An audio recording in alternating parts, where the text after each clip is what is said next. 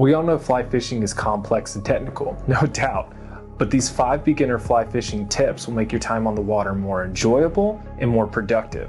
So grab your rod and let's get started.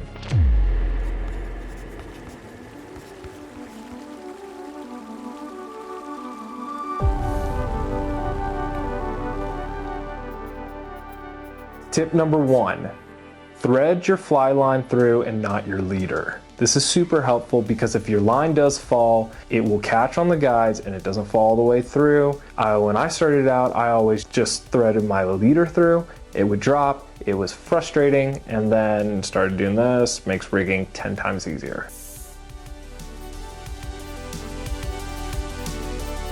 Tip number 2. Don't rush into the water. When I first started, I would run straight out there like a kid running to the beach.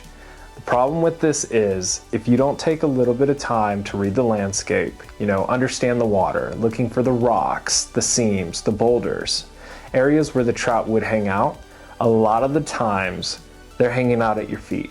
And if you're fishing at a bend in the river, there almost always tends to be a deeper seam right on the shoreline.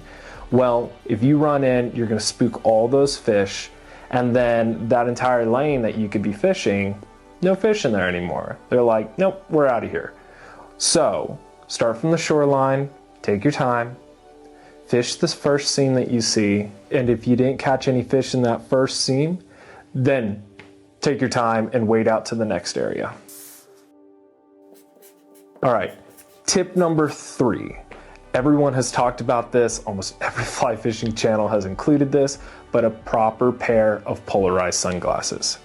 This is going to help with 2 things. Number 1, it's going to cut down from the glare that the sun has created on the water so that you can sight cast if the water's clear enough. And then number 2, it helps protect your eyes. So when you are ripping line backwards as a beginner, if you haven't debarbed your hooks, this could become a serious problem fairly quickly.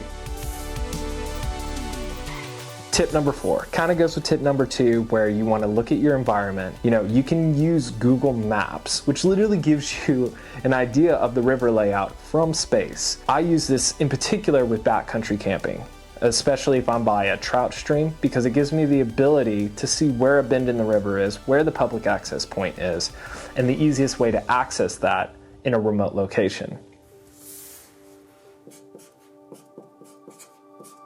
And finally, tip number 5, and that is going to be pre-rigging. This is extremely useful for quickly tying on a new rig, whether that's a double nymph rig, a dry dropper rig, whatever you're using.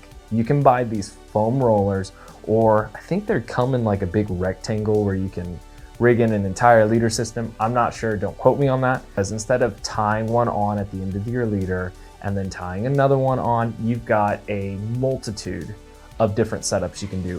But this helps out a ton. I think I have a system that allows me to hold up to 5 rigs at once. So needless to say, I can fish one. If it works, great. If not, just throw it off and tie on a new one. And yeah, it has saved me probably the most amount of time.